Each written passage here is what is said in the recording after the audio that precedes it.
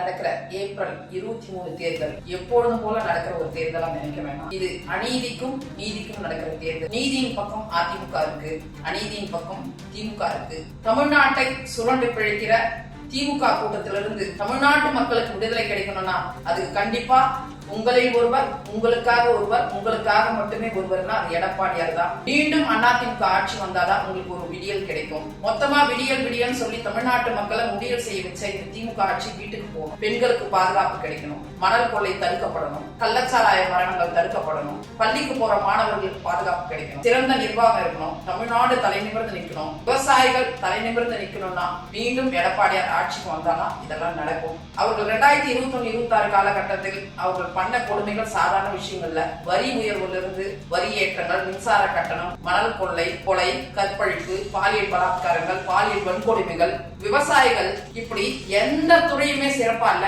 இப்படி அமைப்பு சாரா தொழிலாளர்கள் இருந்து, விவசாயிகள் இருந்து, பெண்கள் இருந்து, குடும்ப பெண்கள் இருந்து, தொழிலாளர்கள் வரைக்கும், தொழிற்சாலைகள் வச்சிருக்கிற முதலாளிகள் வரைக்கும் படாத அவஸ்தைகள் பட்டு இருக்கோம். மூச்சு முட்டை நின்றுட்டு இருக்கு தமிழ்நாட்டு மக்களுடைய நிலைமை. அதுல இருந்து விடுதலை கிடைக்கணும். உங்க கஷ்டத்தை புரியணும், உங்க வலிகள் புரியணும், வேதனைகள் புரியணும். எதற்காக உண்மையா இருக்கணுமோ இல்லையோ, எடப்பாடியார் கொண்டு வந்த 7.5% மீண்டும் ஆட்சி வந்தா 10% சொல்லியிருக்காரு. கிட்டத்தட்ட 4000 மாணவர்களுக்கு மருத்துவ கல்வி எட்டா கனியா இருந்துச்சு. அதை ஒரு நனவாக்கியவர் எடப்பாடியார். கல்வி கட்டணம் இலவசமாக உட்பட மீண்டும் அவர் ஆட்சிக்கு வந்தா கண்டிப்பா 10% ஆக்குவாரு. கொரோனா காலங்கள் நம் உயிரை காப்பாத்தினார். கண்ணின் இமை போல நம்மளை காப்பாத்தி, ஒரு கோழி தன் குஞ்சுகளை எப்படி அடைக்காக்குமோ அது போல அடைக்காத்து நம்மை காப்பாற்றியவர் எடப்பாடியார். எடப்பாடியார் ஆட்சிக்கு வந்தா உங்களுக்கு ஒரு விடியல் கிடைக்கும். ஒரு இருட்டுல இருக்கிற உங்களோட வாழ்க்கை வெளிச்சத்துக்கு வரும். சிறப்பா இருக்கும் நிர்வாகங்கள், பெண்கள் பாதுகாப்பா இருப்பாங்க.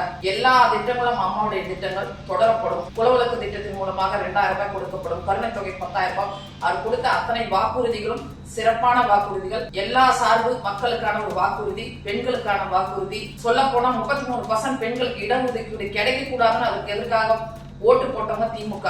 அவங்களுக்கு சரியான பதிலடியை பெண்கள் கொடுக்கணும், மாணவர்கள் கொடுக்கணும். கத்தி கலாச்சாரங்கள், ஆதாய கொலைகள், ஆணவ கொலைகள் இப்படி தலைவிரித்து ஆடுகின்ற ஆட்சிக்கு ஒரு முடிவு கட்டணும்னா பெண்களும் வெகுண்டெழுந்து இரட்டை இலைக்கு வாக்களித்து எடப்பாடியார் மீண்டும் ஆட்சியில் அமர்த்த வேண்டும் என்று சொல்லி அன்போடு கேட்டுக்கொள்கிறேன். இது எப்பொழுதும் போல் நடக்கிற தேர்தல் அல்ல, தர்மத்துக்கும் அதர்மத்துக்கும் நடக்கிற தேர்தல். வெயிலை கொடுப்பதுதான் திமுக, சுட்டெரிக்கும் வெயிலை கொடுப்பதுதான் திமுக. அதில் நிழல் தருவதுதான் இரட்டை இலை. மீண்டும் இரட்டை இலைக்கு உங்க வாக்குகளை செலுத்தி பெருவாரியான வாக்கு வித்தியாசத்தில் புரட்சி தலைவருடைய ஆட்சி, அம்மாவுடைய ஆட்சி, எடப்பாடியோட ஆட்சி மீண்டும் வளர வேண்டும் என்று சொல்லி நாளைக்கு எல்லோரும் இரட்டை இலைக்கு வாக்கு செலுத்தி மிகப்பெரிய வாக்கு வித்தியாசத்தில் எடப்பாடியாரும் எங்களுடைய வேட்பாளர்களும் வெற்றி பெற செய்யுமாறு அன்போடு கேட்டுக்கொள்கிறேன். உங்களில் ஒருவர், அன்பு சகோதரி கே.